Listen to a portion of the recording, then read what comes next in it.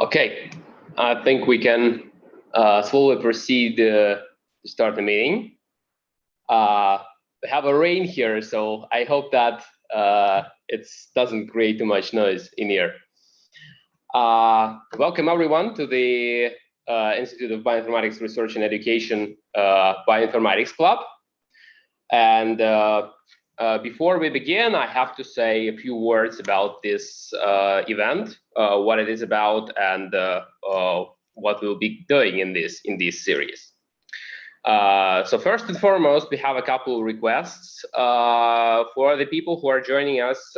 Please, if possible, change your name in the conference to Latin letters instead of Cyrillic. It will be easier for everyone to understand because we have participants who speak different languages. I hope we will have more of these with time. And now I'll also ask you to, while I am saying all of the introductory stuff, etc., to complete a short questionnaire, which I'll be sending a link to right now in the chat of the Zoom, so you can find the link in the Zoom chat right now.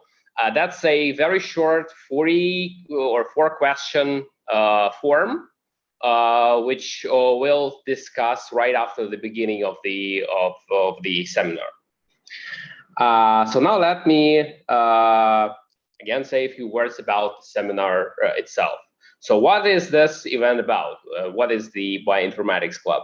So the idea which we came with when starting the series is that there are many problems, of course, in computational biology and bioinformatics, and one of the problems naturally is reproducibility of research.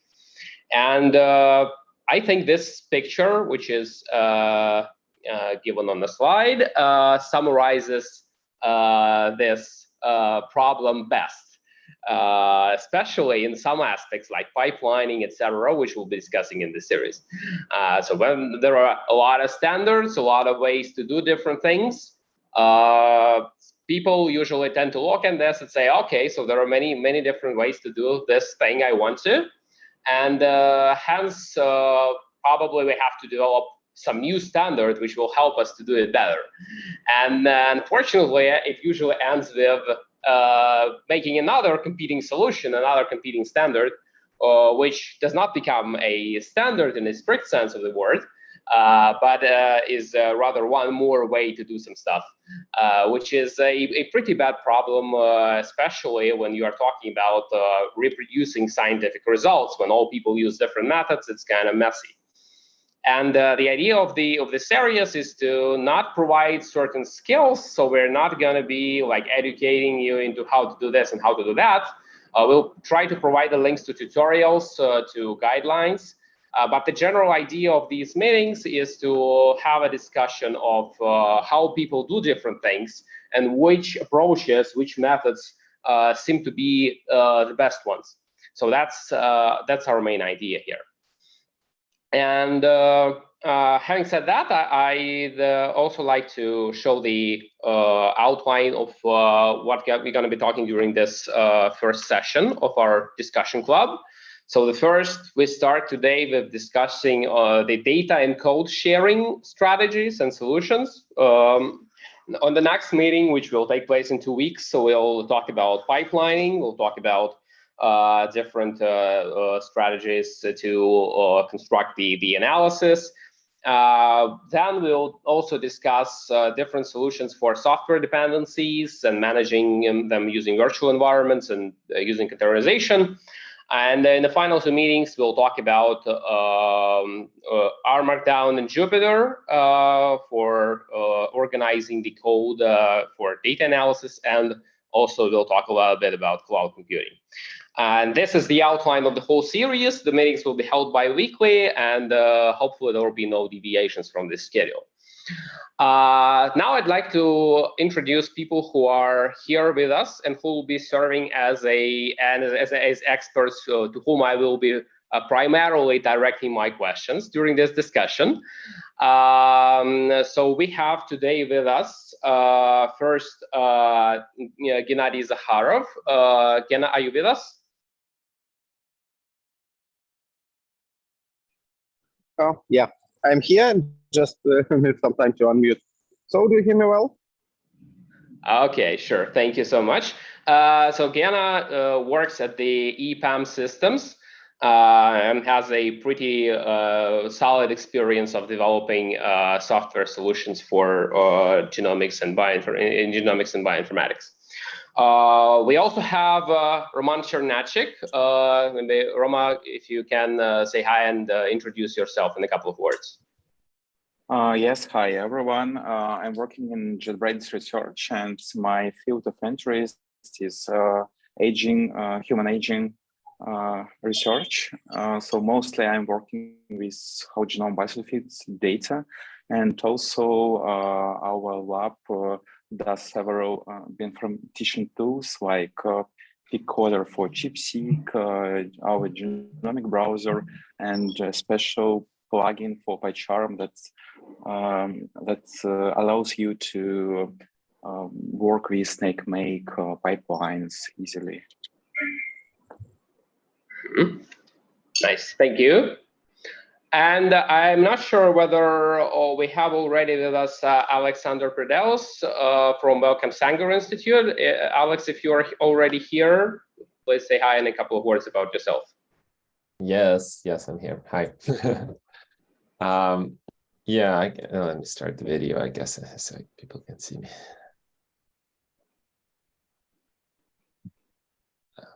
It's very slow, strange. Yeah, we can hear you. Yeah, everything's good. Okay. Hi everybody. So yeah, my name is Alex. I work as a bioinformatician at Wellcome Sanger Institute, and I've had lots of experience with different NGS-based bioinformatics over the last, I think, 10 years that I've been doing bioinformatics. So I worked with bacterial or all sorts of genomics, RNA-seq, insertion mutagenesis, with human data for medical genomics, and with RNA-seq, ChIP-seq, and now mostly we do single cell. So basically all sorts of things, and yeah, Sanger sequences a huge amounts of data, so I see quite a lot of data flow, let's put it that way. So hopefully should be able to comment some useful things as from what I see interacting with lots of people.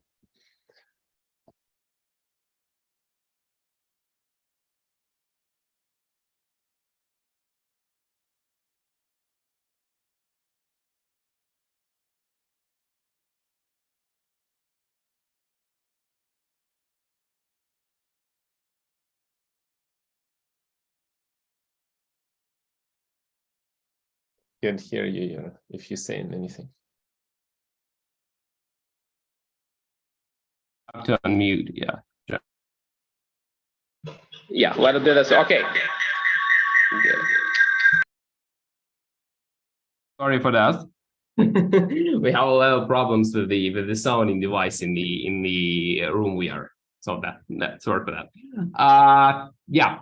So what I was saying is that we also have a pretty large audience in here, and we hope that as many people are with us, we'll be asking the different questions, and we encourage people to share their opinions with us, because that's basically the goal of this meeting series, and that's the general idea. Having said that, I'd like to begin with today's topic. So today we're discussing the overall issue of data reproducibility, analysis reproducibility, and data and code sharing. I also remind you that we have sent to the Zoom chat a link to the questionnaire. I'm not sure whether everyone currently can see that. So probably I can basically send it once again to the Zoom conference for everyone to be able to find it. So that's a short 4-question quiz, which we'll look at the results in a couple of minutes, basically. But before we do, I'd like to first say a few words about the topic of reproducible research. And I also like to begin this topic with a reminder about the so-called Duke saga, which is a fantastic example. I think many people have heard about this. I'm not sure whether everyone had. And this is a story which happened, I think, a little more than 10 years ago already in the Duke University, in which people who've been involved, and in particular, the guy over here who's called Anil Patti. Basically, this was a person behind the project of predicting sensitivity to cancer chemotherapy. And they've run a project and reported quite successful results with being able to predict sensitivity to cancer therapy using gene expression signatures. And this was, again, a huge success at the time, and a lot of papers in Nature Medicine and all sorts of high-end journals. But unfortunately for them, unfortunately for the scientific community, there was another person called Keith Baggerly, working, I think, in Bethesda or somewhere near that, who tried to reproduce their analysis pipeline and actually found that they cannot replicate the successful prediction of sensitivity to therapy. And when they've started investigating why is it so, they found a pretty common problem for those of you who are familiar with data analysis. You know that in many programming languages, when you have an array of elements and you want to take the first one, you index it by 0 instead of 1. So basically, you have to remember that indexes start with 0. And these people seem to have forgotten this, and actually it turned out that all of the genes that they reported as expression signatures for prediction of this or that drug was basically a genes which were shifted by 1, and the whole story turned out to be basically false. And unfortunately, they have already started the clinical trials, and it seemed that this study has had some negative impact on the actual patients. So that was the big problem, and unfortunately, this story again, fortunately for everyone, that it was surfaced. And here I presented a link to the YouTube, and you can listen a longer lecture about this and in the context of the importance of reproducible research. But generally, since that time, a lot of people and a lot of journals have made many efforts to encourage people to share things. And this include, as we all know, 3 basic components to what we can actually share in a research project, which involves computational analysis. This is, of course, raw data, which is also pretty important, and basically is the starting material for which any analysis or almost any analysis starts.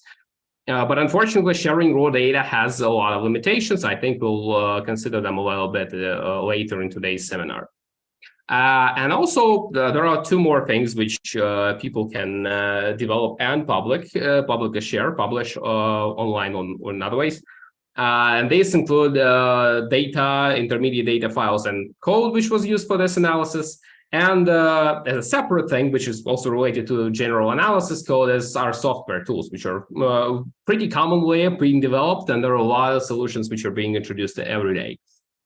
And of course, the latter 2, first, the publication of these is usually not restricted in comparison to raw data. But unfortunately, many people do this pretty poorly. And the idea behind, again, this particular meeting and the following meetings of this session is to discuss how to make this better, how to organize all of the analysis to be able to share it and for everyone to be able to reproduce it. So having said that, I think we can jump to the results of the questionnaire which we have and look at the answers.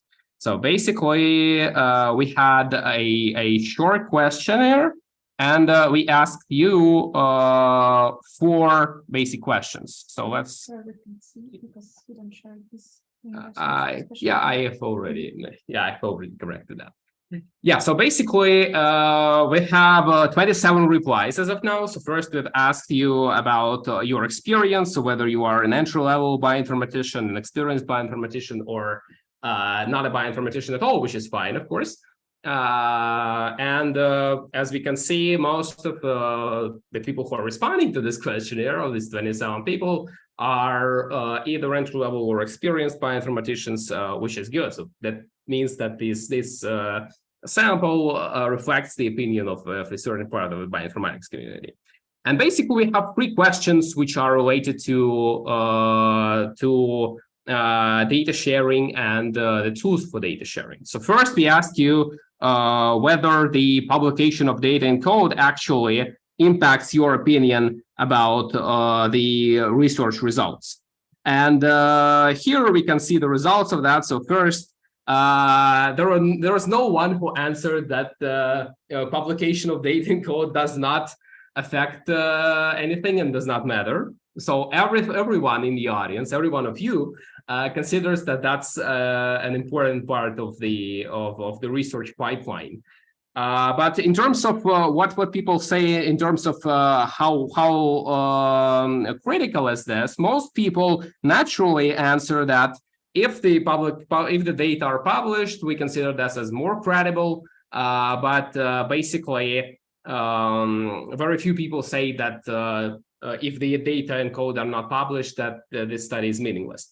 That's a general snapshot of the importance of that. People, in this case you, consider that this is an important thing. So next, we've also asked you about the publication of raw data, and in this question, I think most of the audience unanimously said that publication of raw data is generally a required thing. And here I'd like maybe to start with this question as a first thing which we can discuss, because that's an interesting result. So I think that there are many limitations associated with sharing the raw data, especially in human studies. And in this regard, of course, we know that there are several resources which you can use for sharing of raw data. So, for example, NCBI Sequence and Read Archive or EMBL resources, and that's of course exists. But unfortunately, again, due to all sorts of personal consent and personal information limits, in many cases, sharing of data, raw data especially, is not that straightforward. So with this, I'd like to maybe ask a couple of questions to people in our expert panel. So on this question, in terms of raw data sharing, do we really consider that that's a must, especially in human studies, probably? And if so, what may be, in your opinion, the way to streamline this in terms of making it easier to publish and not violate all sorts of consent limitations? So maybe if you have any sort of opinion on the matter, I probably will start with Alex. So if you can share a little bit of thoughts about this. Yeah, sure.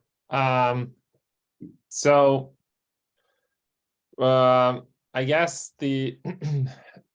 basically let's break it down, right? So the necessities, sharing the raw data depends on what was done with it, right? So basically, some things can be considered nearly solved, I guess, and some things are not so much. So in the most generic example, I don't know if you've sort of mapped an RNA-seq experiment and you only care about expression, gene expression, right? An expression table should do fine. You don't really need to remap the reads, even if there are newer references, because human assembly until the latest, like telomere to telomere, didn't change much, right? And even though it did, even with telomere to telomere, it changed substantially, and the annotations will change. Not necessarily that you'll see the effect if you're analyzing the whole expression set, right? If you're curious just about gene expression, right? So genes that are well-established protein genes will not change much. A lot of things will not change much. So it's not always like super necessary. Similar things maybe can be said about, I don't know, whole genome or whole exome sequencing, right? If people like publish their methods and their variant calling, it's fine, you know. Maybe you can just take the variants and be happy with it for whatever reason you're revisiting their data. It's like, that's actually a matter of experience in bioinformatics. When do you want to be paranoid, when you don't want to be paranoid? But in terms of actual sharing raw data, there are definitely different forms of consent when like that can be used on purpose. I think a lot of institutes sort of purposefully do different forms of consent that, like, oh, we are not allowed to share the raw data. And that way they also sort of keep their data less accessible. Because if it's a big consortium and they want to like kind of hog their data and they don't want to share it early on, they say, oh, it's to protect the privacy of the patients, which is 99.9% of the time, nothing will happen to the patients. In many cases, they're dead. And even if they're not, absolutely nothing will really, it's like, if you know my genome, right, you probably can't do that much to me. Like in most countries, like I guess there are some insurance claims. I guess there's some, like if you're a billionaire, you know, who's under scrutiny, you can maybe like, or in business or some sort of environment, or if it's like president's genome, you can maybe like do like some sort of high power moves. But for regular person, you know, nobody will probably care enough to look and will not know what to do with it, even if they want to do something bad too. So the whole protection argument is probably overblown, and it's used in like Broad Institute and a lot of other institutes, I think, do things to protect, to hide their data. A lot of other funders basically like do it like, so you have to publish raw data. So your consent has to, like, whether it's possible or not, but you have to sort of get the consent from people and publish their data openly. Sanger's like that. Sanger's required to publish everything they did do openly. So all those things are, at least for the certain financing. So that's so for the human data as well, yeah. For human data, yeah. I mean, we only work for, like, actually, like UK is so bad with model animals, we're shifting to working with only humans. There's no model animal work anymore, and like it's all being replaced with organoids. So, but yeah, so those are some thoughts that I have on the matter, whether it's necessary. And like obviously, you know, like you can come up with million of potential examples where your raw data would be necessary. But again, from our experience, right, like over time you get paranoid, oh, I want to redo the analysis from the scratch. And in a lot of ways that might not be necessary, especially when we're talking about like human genome, which doesn't change that much between assemblies, human annotations that don't change much between assemblies, tools that basically do similar things, and so on. So so yeah, in terms of credibility, I think like having just an expression table, if it's like alongside with the paper, published alongside with the paper, should be okay. But yeah, raw data is always better to have. Okay, yeah, thank you for the opinion. So maybe we can frame a question in a way so for broader people in the audience could suggest something. If there are any suggestions as to what are the cases in which you have to be paranoid. So that's probably the core of the question of raw data sharing. So raw data and basically the analysis from raw data to some sort of intermediate publishable files is not that complicated. So what might be the cases in which you care more about sharing raw data in terms of different kinds of analysis, so like genome assembly, variant calling, etc. So are there any opinions from anyone, basically, in which cases you have to be more paranoid about sharing a particular raw data set? I have a question. Okay. So I'm Nicola from the Institute of Molecular Genetics and Genetic Engineering in Belgrade, and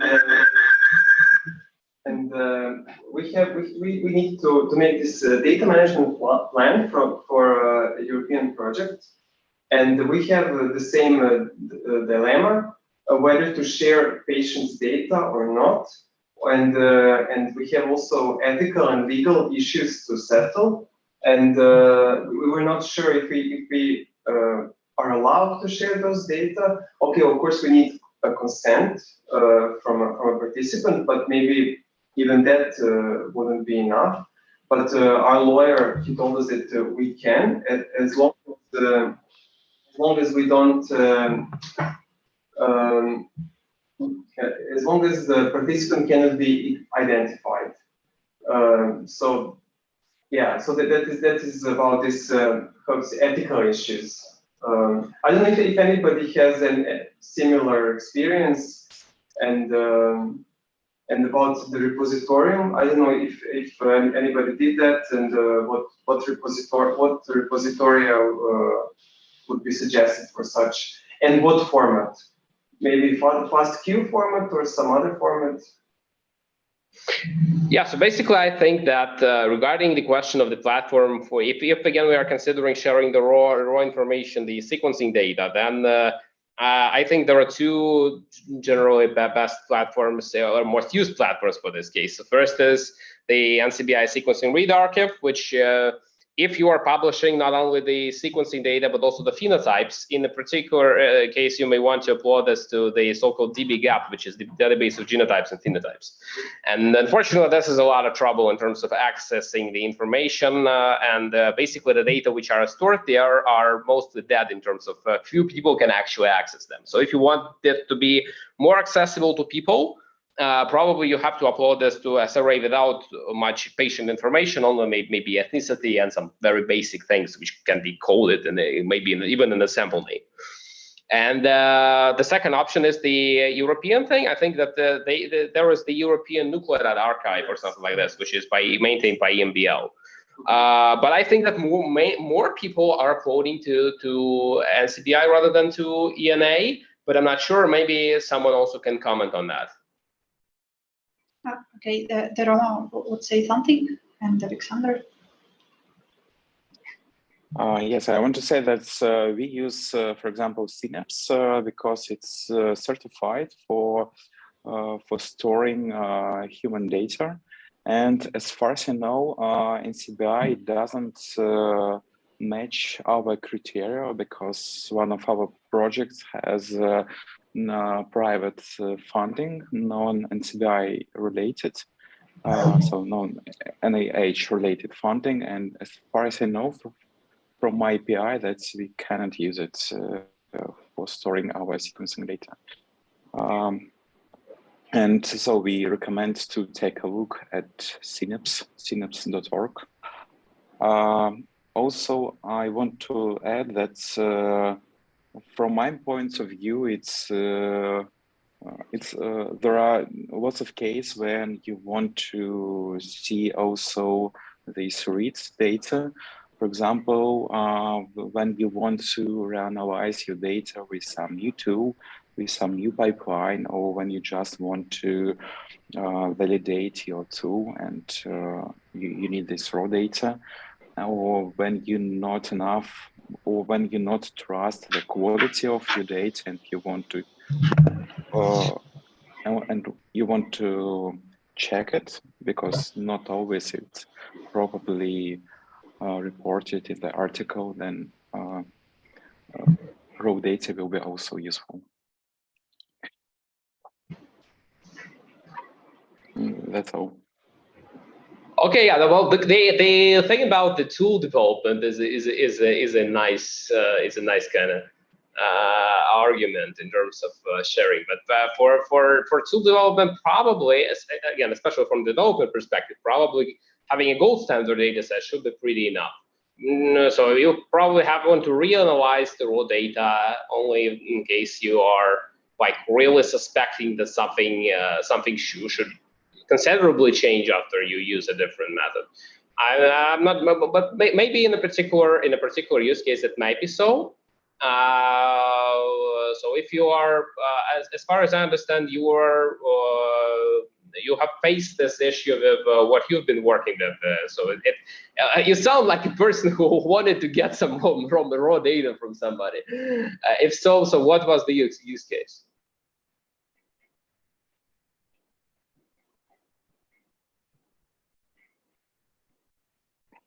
Sorry, could you repeat the question? I didn't get it fully. Yeah, okay. So basically the idea, my question was, so you were, have you faced this problem of not being able to get the raw data, which you, or like a data set you wanted, or what you're saying about you developing a new tool and you want to test with some particular data set. So what method? So is it CheapSeq, RNA-seq, or something like this? For CheapSeq, usually there is lots of published data in NCBI, so it wasn't a problem for us.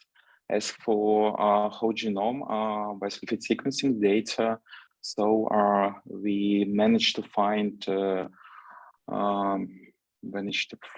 something published, but we'd like to get more data. And maybe one example that comes to mind, that as far as you know, that nanopore sequencing, so they release new versions of their software from time to time. And as far as you know, their idea that with a new version of tool, you can reanalyze raw data and get more the signal of better quality, or for example, you can review some cytosine methylation from just sequencing data. So these features are brought with new version of nanopore 2, as far as I know. And in this case, it will be also beneficial to get access to this raw data. Yeah, the nanopore is actually an interesting question. Maybe Alex can comment shortly.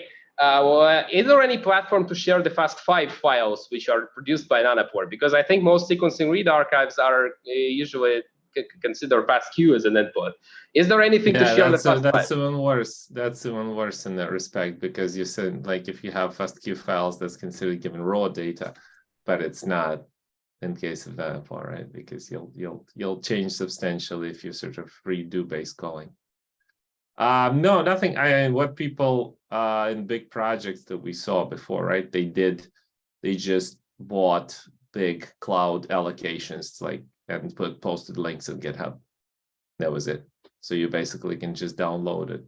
They're just links, right? So they just did it, their own version of it. There's definitely many use cases, right? What I was mentioning before is that we don't always, like, in terms of credibility of a paper or whatever, reproducibility, you don't have to go to raw reads. More often than not, in my experience, it was like paranoia. I was like, oh, I'm going to do it better. I know a better way. But in reality, usually it's like 1% difference that doesn't make a difference, right? So, but yeah, there's definitely cases where it will make dramatic difference. In particular, various expression data sets and whatever, you can introduce batch effects with different processing, right? So, but yeah, to comment on the data sharing platforms, so I wouldn't mix. SRA and ENA are equivalent in that, and also the Japanese one, right? They're all synchronized. So if you upload something to SRA openly, it will make its way to ENA and the DDJP or whatever. They are on that level, like the lowest level. If you upload some like expression data to Geo or Express, they will also be submitted to ENA or SRA respectively. So for Roma mentioned Synapse, that's a good one. There is probably like around 5 or 6 platforms I saw for protected data sharing. So there is Synapse, there is more than one NCBI based platform. There is NIMH archive, few other archives for like this protected data. So where you apply, they're similarly painful to dbGaP. It's usually like you have to apply, it's really not accessible, right? You have to be like a group leader, and you have to have like a computer facility and the research office, which like a legal team, which will be able to sign for things, that you'll prove that your storage will be safe and so on. It's basically not easy unless you're like a university with a team of people who can handle it to get those data. There is a lighter version of things called European Genome Archive, EGA. If you've seen ID starting with EGAD, EGAS, and so on, it's like a lightweight thing. Like it shares things. Basically, I don't think it's ENA based, right? It's an independent platform. You can share like BOM files or FASTQ files or whatever. I don't think it like limits you in that way. And then there's a contact information, and you message someone through your university email or whatever. And there's like a formal, it's basically a lot quicker. So if they agree that to share data with you, they click a button or whatever, the data manager on the other side, the data people who produce the data, and you get to download them with a special Python tool. So that's it. It's actually like a much better process. Another process that I went through is downloading Tabula Sapiens data from CZI. But I think like that's not shared with everybody. But like basically, if CZI funds your research, they will host it on Amazon Cloud, and the data agreement's also really easy. You just say, oh, I'm not gonna use it for profit, and I'm not gonna use it to like try and figure out the identity of the participants. That's it. And it's like one-page agreement, and then you can download things from AWS. So there's many platforms done like that. Some are easier, some are hard, but there is also probably at least 2 or 3 that I'm struggling to remember, but that are like on various government associated things, right? So when you, for example, when sequencing is done for genomics, for like within UK, within the NIH. So NIH has their own laws and regulations. One thing to remember actually here is when you in Europe, you're under European whatever the annoying data sharing laws, which make you click on things like now on the website that they're gonna store your cookies and stuff like that. So that's a little part of big laws, right? But one of the things is that any consent for sharing your data can be withdrawn at any time.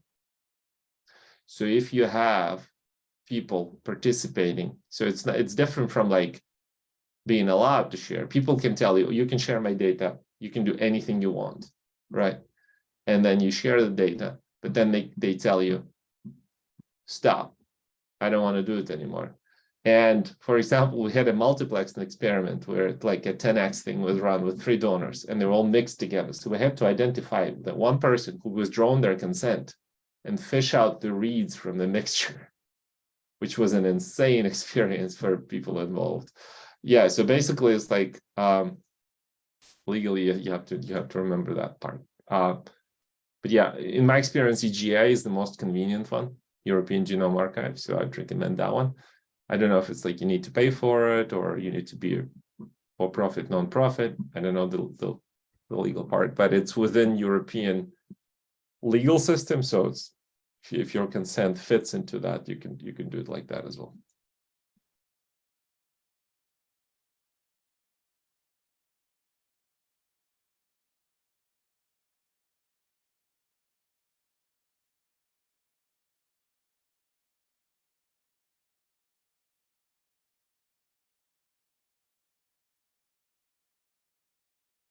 Yeah, I'm sorry, we are.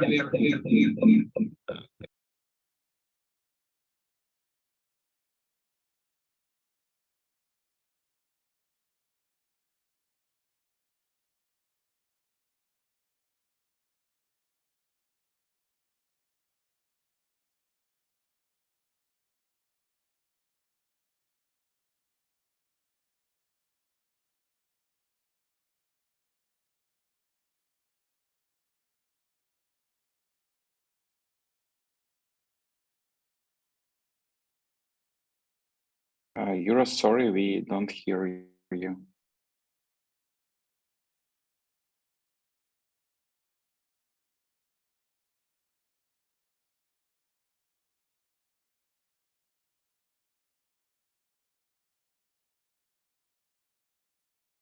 Yeah, sorry for that. We had to do some manipulations with the sound, but unfortunately that went pretty badly. So I hope that's fine. So now you can hear us, yeah? I hope. Yes. Yes, we can. Yeah, great. Thank you so much. Okay, so basically, I think that with the platforms, we have a suggestion in terms of EGI and Synapse, yeah, for protected sharing. That's nice thing. I actually didn't hear about. So I think I heard Synapse once, but not the EGI. That's interesting thing. Okay, thanks for everyone who has sounded on the issue. I think we may move on because we have another set of topics which we want to cover today. Yeah, and with this we proceed from raw data to issues of intermediate data files and code. And we've already touched upon that when Alex said that you basically have gene expression data, you upload the gene expression count matrix to gene expression omnibus and then CBI, and that's more or less fine. And there's one resource which can be used for sharing of such data files. And here we can look one more time into our responses and see in terms of the tools, etc., what people use or have used or have not used for sharing their data. And here, that's actually the question which went exactly as I expected to.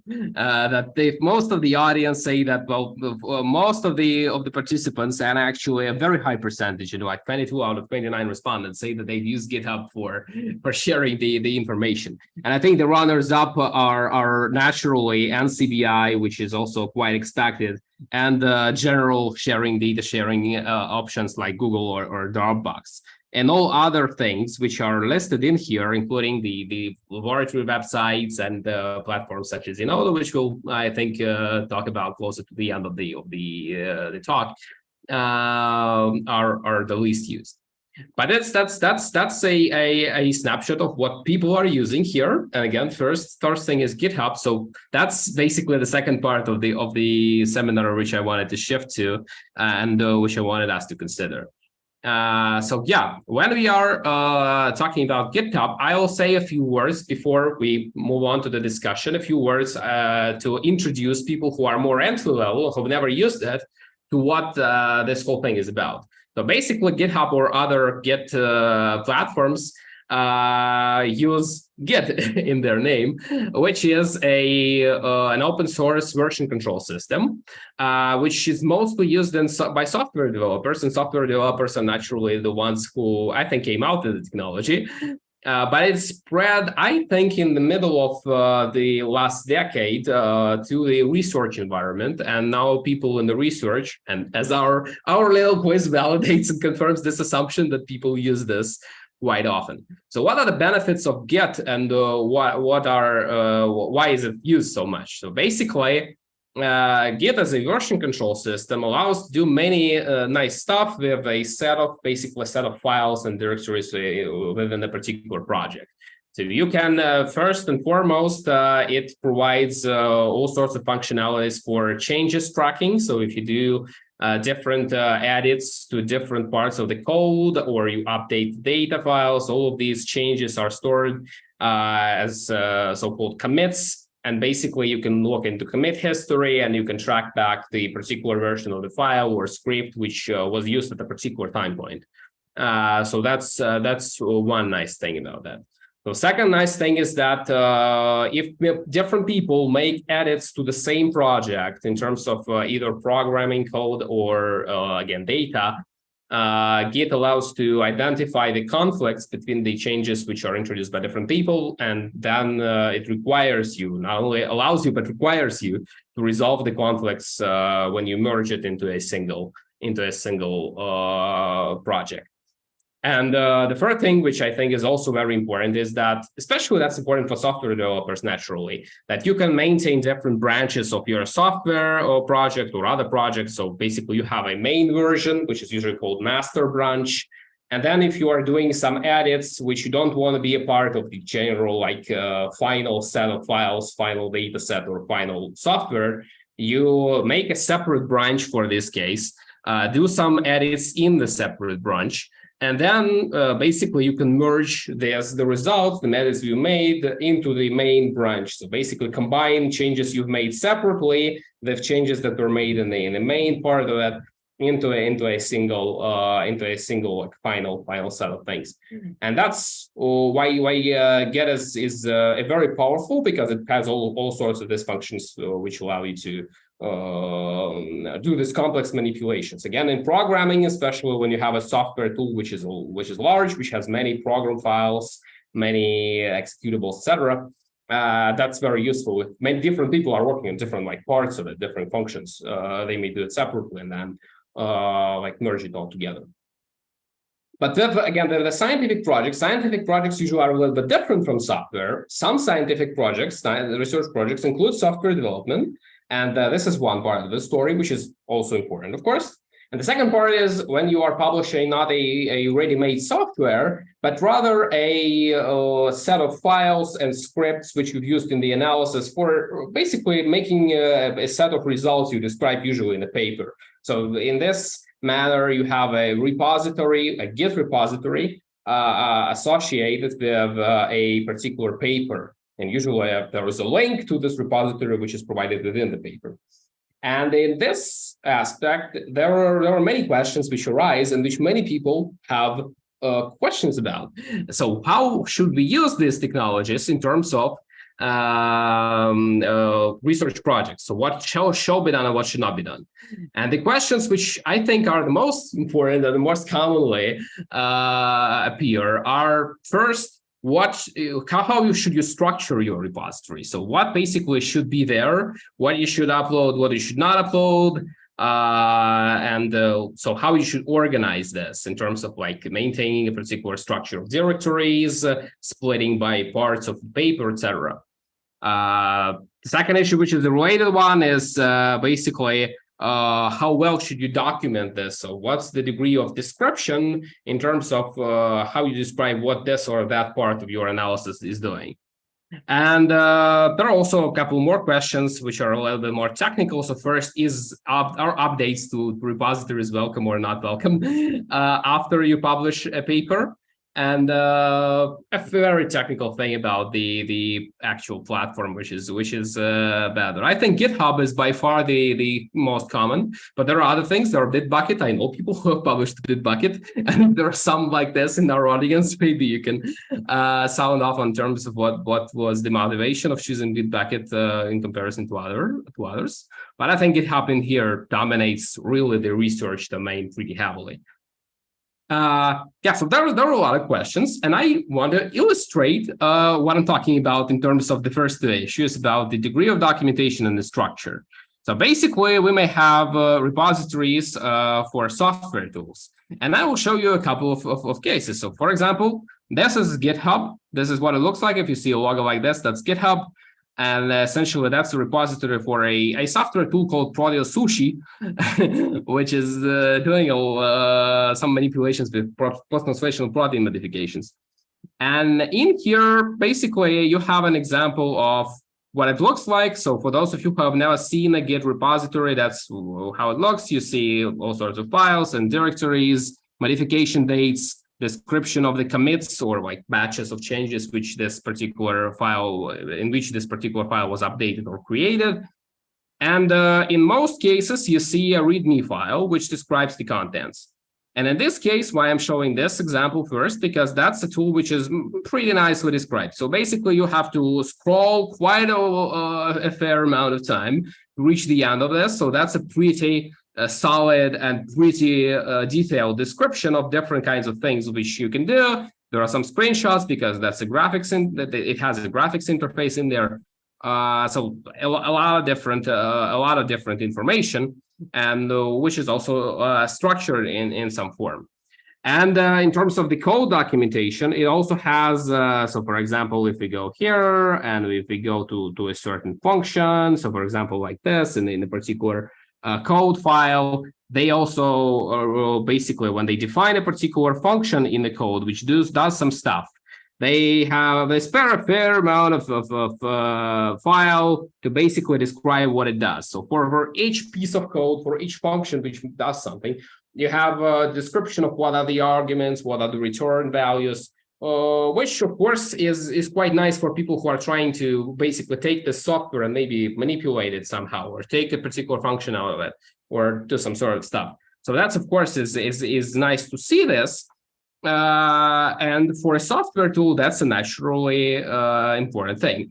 For things which are not software tools, but rather analysis scripts, I think we'll discuss whether it's required or not in a couple of minutes. But before we switch to this, I will show another example, which is another part of the spectrum. So basically, another part of the spectrum, there's like some freeway test, a tool for analyzing, I don't know, but something like pleiotropy, I think. So they are showing nice logo in here in the README page, and you see all sorts of like unnecessary badges in terms of how much code do they have and all sorts of things. But in terms of the actual documentation, you have one sentence of introduction, then you have a citation of like author 1, author 2, author 3, some paper without any like sort of details what it is about. 2 lines about installation, and then you have what they call documentation, which is not actually documentation. If you go to like click this getting started button, you actually don't see any description, but you see a lot of code with a couple of words that here, like we do display results. Okay, good. And here, which is a gray chunk of code, which is like basically has a heading set basic coefficients, and then you have like many lines of code which actually doesn't say anything about what's happening in here. So that's another part, I think, of the spectrum of how well you can document the stuff and how you can actually manage that. Yeah, so that's it. And again, those two were tools. This is another example of a more of a project which describes particular analysis. And then here you have not the description of how to use the tool, but the table of contents of the README file in terms of what they've been doing, what are the actual description of the phenotype files. This is the GWAS data set, which is documented in this fashion. And when you go to the scripts directory, you find basically scripts in the README file. You get the numbers in terms of what are the order of things, in what order you have to run something. Yeah, so that's in my view an okay example. It lacks some necessary things in my opinion, like the script describing in more detail what a particular code file does. But again, a generally quite a fine case in terms of how things are basically described in here. And having shown that as my examples, I personally think that you have to have something in between in a typical research case, something in between the fairly documented and a long README page, and basically saying nothing but, this is our tool is called like this. We have unnecessary badges and a blank citation, which basically doesn't show any info. Yeah, but here I'd like to ask people in the audience and in the expert panel. So what do you think is the structure of the repository, of data repository and code repository associated to a paper? So what do you consider as a necessary part and an unnecessary part, and what is the degree of documentation which is appropriate? And then here I'd like to start with Gena, if Gena is still with us, because yeah, I'm still here. I'm leaving in 5 minutes, so you catch me at the latest minutes. So what I say, in fact, I have a lot of situations from customers when I have to deal with such projects without any documentation, without any links, and in fact, this is a nightmare. So what I see to my understanding, the most important thing, what is probably must be, otherwise this is a very big thing. When your repository contain at least README, with a general understanding what this site actually, what this project actually do, some description about how to install, how to run, and some sample data set to check. Even if it's rather big, you still maybe can provide some review data set. You can use Git large file storage to store the large files the same way as the code. But I believe that's a must, because otherwise you just even have some random project and you can't even check that it actually works. So you need to have everything, the description, how to install, how to run, and some data to run and see actual result. And if it's okay, so the project is alive and you can start to play it using your own data, but believe that not. Yeah, thank you. So now maybe Alex can also share some thoughts on this matter.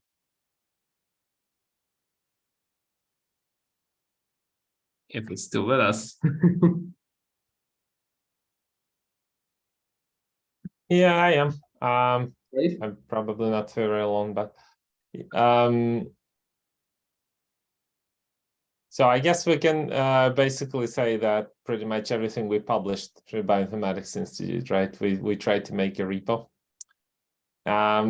In general, my feeling is that it's really good to have a repository accompanying a paper for reproducibility, because lots of journals, like you'll probably still find the paper, but supplementary information might get lost when the journal gets sold to another, like, edit, like whatever it's called, the publisher.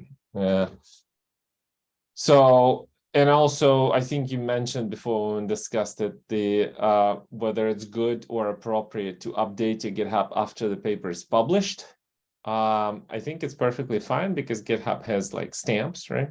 So basically, a certain version can be specifically associated with whatever you published. But then to update a paper is a tremendous pain. To update any methods is a tremendous pain. Supplementary materials even worse. It's very outdated procedure, right? You basically have to publish a correction, and just doesn't work.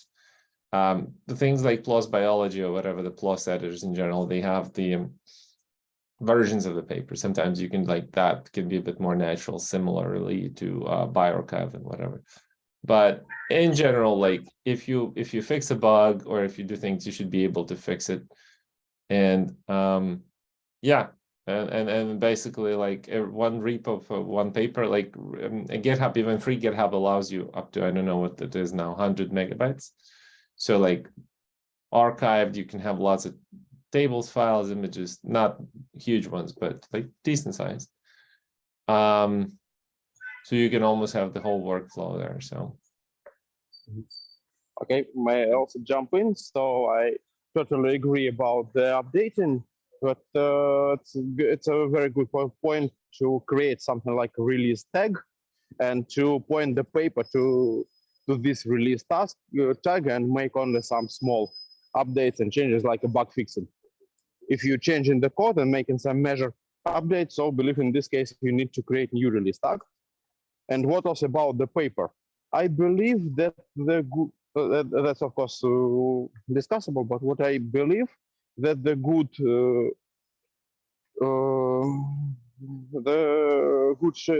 separation between the paper and the code on the GitHub, that the paper is discussing your scientific results. So what you have in the beginning, how you proceed your data in the paper, it's a good thing to discuss, to describe your algorithms, your key insights, and about the installation, running, and something like this. I believe it should be in the code repository, because I faced a couple of things when there was a really good algorithm and rather good and well described in the paper. And the paper contains link to the GitHub repo, but there is no single note about how to install and run it. And this was painful.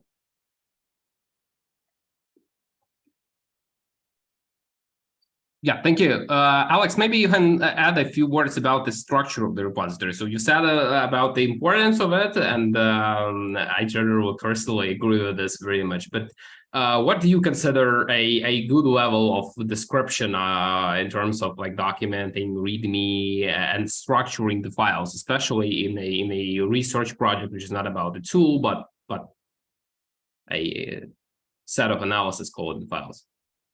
yeah, it could be nothing actually. because if there is a paper and method section, it's not there, right? Or you can copy methods or whatever.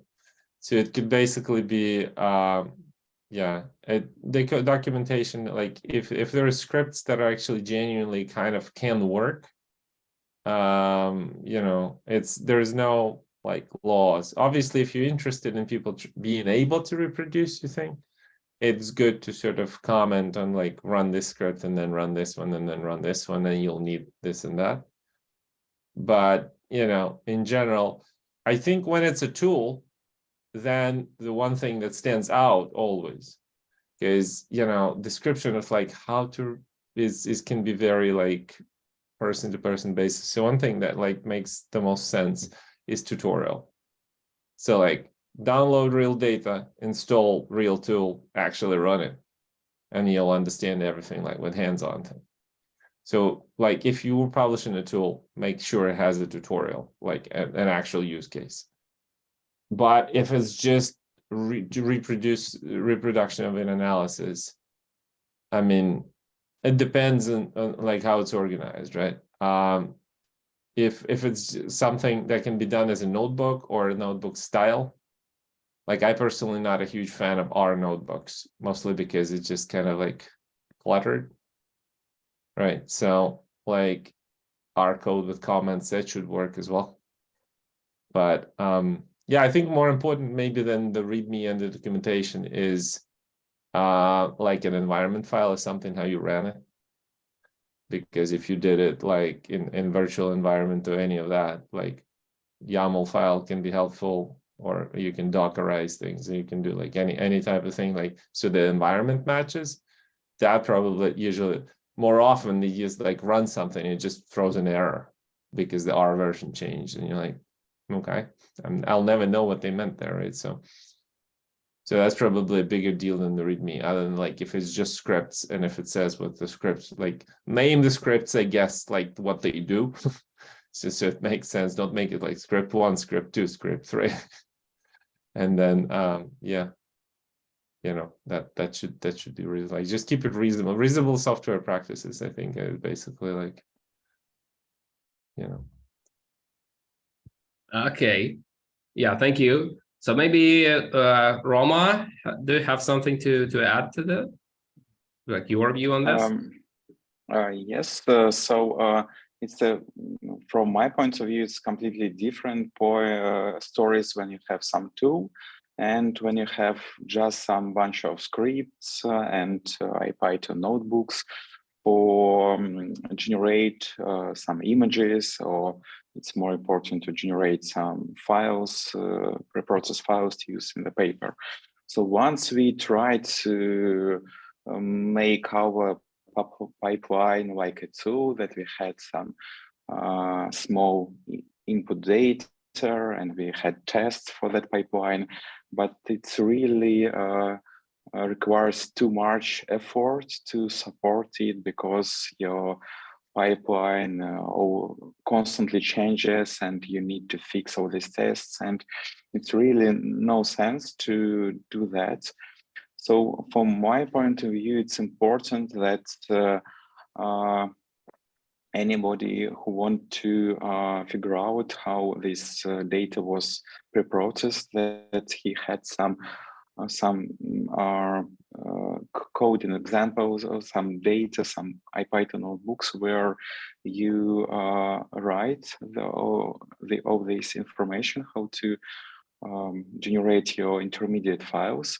I'm not sure that it's really important that to mention all intermediate all packages version and to make it executable.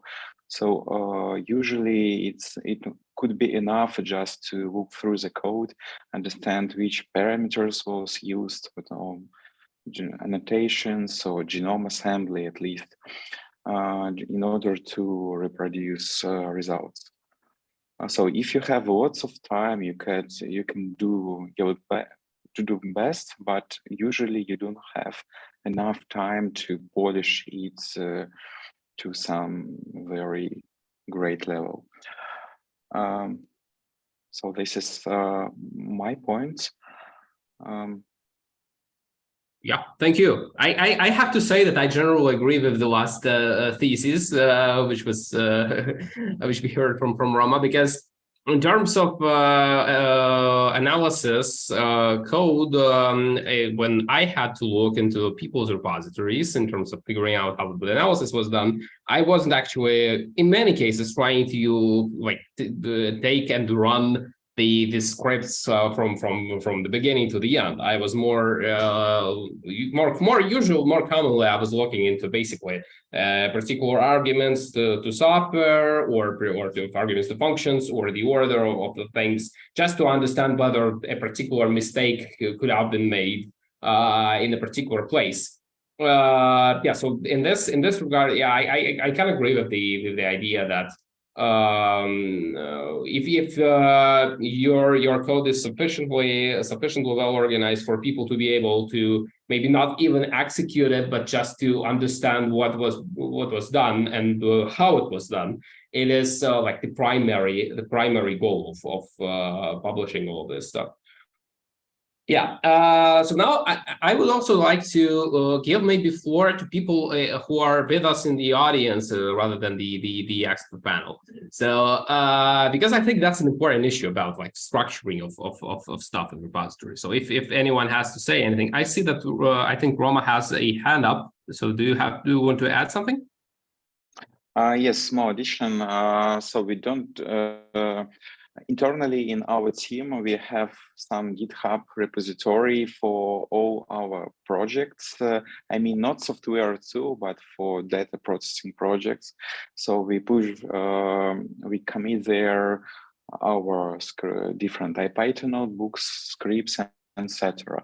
So actually, it's a big mess, but it helps us at least that all work that was done, it will not be, it could be found, and something useful could be extracted from that notebook. So obviously we cannot use this internal repository like for publishing for article, but it could be used just to make some maybe clean and minimum version of some essential code that was used for data analysis. Yeah, great, thank you. So again, if now again the floor for the audience. If you are as we've already done with Nicola here, if you are taking the floor, please tell us your name so that we could identify you and know who you are. Yeah, so basically any opinions regarding the proper repository structure and the degree of documentation. So what are the thoughts in the audience? Are there any?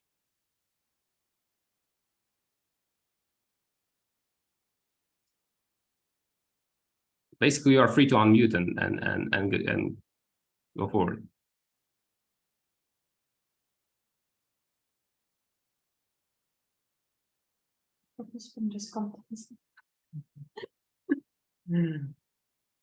Okay, is there anyone like to say anything? People so shy. Okay, it seems there are nobody. Okay, so far it's so far so good. But generally, again, if you feel like you have something to add, please do not hesitate to take the floor, because again, this is the main goal of the discussion is to listen to as many opinions as possible. So if you have any opinion, please go on. Maybe while people are gathering the thoughts, I will continue with another thing which I wanted to touch upon in this discussion, which is things such as Zenodo and Figshare. Actually, this is something which I myself am a little bit struggling with, because some journals, we've had experience with nucleic acids research, which is a pretty high-end thing. And they are not accepting anymore, like any links to GitHub. So basically they're saying if you're doing a GitHub repository, you take Zenodo and you upload. It fortunately has integration functions, so you can enter connect the Zenodo thing to the GitHub repository, and it will automatically like take all of your files and presented in its basically cloud storage. And the second thing which is related to this is a Figshare, which is a pretty similar platform. And I think Figshare, I have met it before when it was only about publishing supplementary information, like supplementary figures, supplementary tables, etc. They say upload it to Figshare because this will be kept in there. Again, this is related to a problem which Alex has mentioned, that supplementary material can get lost, etc. That's why Figshare, I think, was a thing, because it issues a permanent digital object index, a permanent DOI address to a data file, and which is nice to have, of course, and it ensures that your data files will always be there with a particular DOI. But again, creates a necessity to take all of your data in there. And while it's only about supplementary information and like supplementary data, supplementary tables, supplementary figures, I'm completely on board with that.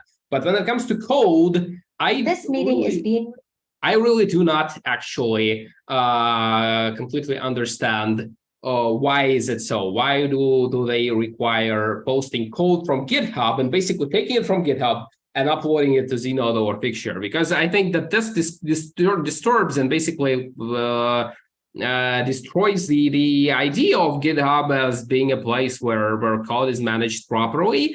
I understand, again, in the argument about the version, that you have a particular version of your code, a particular release linked to a particular paper, but in my view, that's a little bit strange, you know. I understand if it would be like you can upload to Zenodo and you must upload to Zenodo, but you can also provide a link to GitHub. But they are, like, for example, now just prohibit people to give links to GitHub, which I don't understand. And that's the question from me for people from the expert panel, to you for the audience who have used Zenodo or Figshare, and maybe you understand better why these things, why are they encouraged so much. So if you have any ideas to what are these platforms and why are they encourage, the usage is encouraged so much and more. I'll be very, very excited to hear the opinions. So first and foremost, again, any of the people in the experts or in the audience, probably we see that in the audience people have used this. But among the experts, maybe someone can comment on have you used this, and if you have, do you think that that's a good thing or a bad thing? Is it better than like taking just the GitHub or not?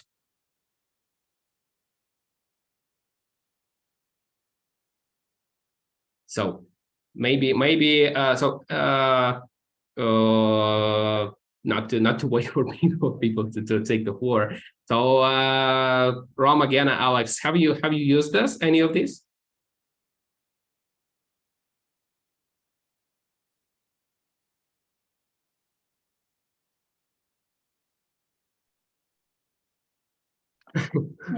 As for me, no, I haven't. Okay, I see. Yeah. So anyone else from the audience in here? Can I ask one dilettante question? Yeah, sure. Does a Figshare appropriate for big amount of figures, or it preferably need for not very big amount of figures? That's I'm not sure that I can personally. I'm not that familiar with Figshare because I actually have dealt with this only once, I think. So in terms of the amount, I don't think that they really have limits in terms of the amount. I think Zenodo is pretty. I'm a little bit more familiar because I've used it recently. It has pretty permissive limits in terms of the amount of data. So if you can basically upload up to like many hundreds of megabytes or tens of megabytes, which should be more than enough for most cases. Yeah, so I don't actually know the exact limits on that.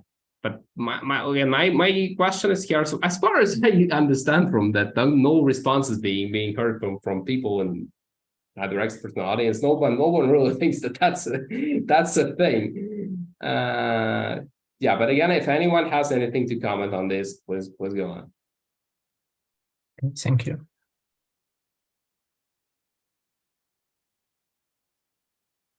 Okay, so if anyone has to add something on the nodal picture, again, 3, 2, 1. It seems there are none. Okay, so this question seems to be more like something which we cannot answer. But at least we have at least we know that there are people who have taken our questionnaire and used this. Yeah, so basically I remind you that that's our results, and here, well, there are some people who have used this, but I think no one can really defend as to what are the benefits of that. Okay, good. So having said that, again, if anyone has anything to add about the repository structure, please take the floor. And if not, then I think we may slowly wrap up today's discussion.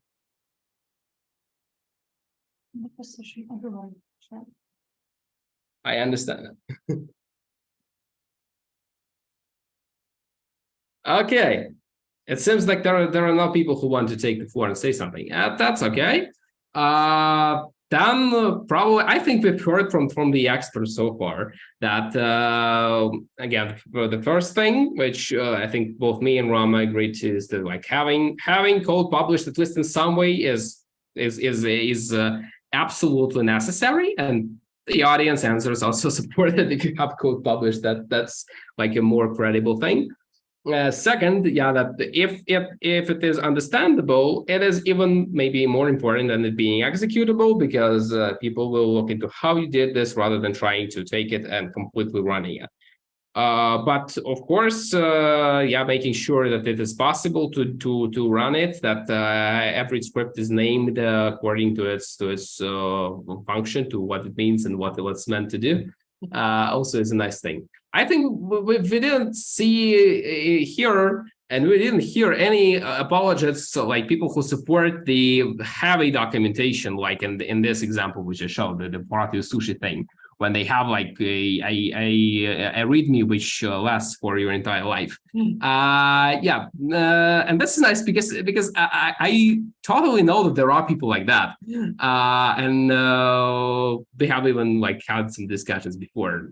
It's a pity that we don't have anyone to defend the position that you have to document everything in terms of like running a completely wrong README. But people like this exist, I have to say. Okay, good. So then I think, again, if there are no more things that people from the audience could or want to add, then we may wrap up today's discussion. I have to thank everyone who have participated today. And we hope that more people will join us, and the audience will be more active on the next time. Again, I repeat that we are encouraging everyone to take part in the end to sound off on the matter, because that's the idea. And next time, in 2 weeks, on June 8th, we'll be discussing more details regarding the pipelining, because that's also a heavy topic. You know, we have a lot of the pipelining solutions. We have a lot of ways to organize the pipelines, and most importantly, Roma has already touched, I think, in this discussion, the idea that developing a pipeline, if you have an analysis which you run once and you do not mean to like rerun it on a routine basis, then it seems that there is no necessity to develop it like in a reproducible pipelining way, doing like scripting, etc., with particular solutions like Nextflow, etc. But again, there might be people who think differently, and that's what we're going to be discussing next. Yeah, and for today, I think that's all. Again, if anyone has anything to add, then please. If none, then thank you for your participation, and I hope see you next time. No question in the chat. Huh? No question in the chat. Okay. So if there are, again, if you have any questions or other comments, also please look.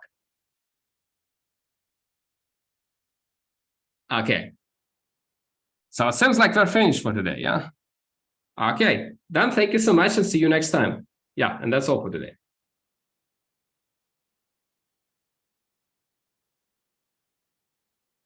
I have to say that the recording will be uploaded to the channel for those of you who are interested, and we'll try to provide the links for those who are interested in like getting some info additional. Okay, thank you so much and bye.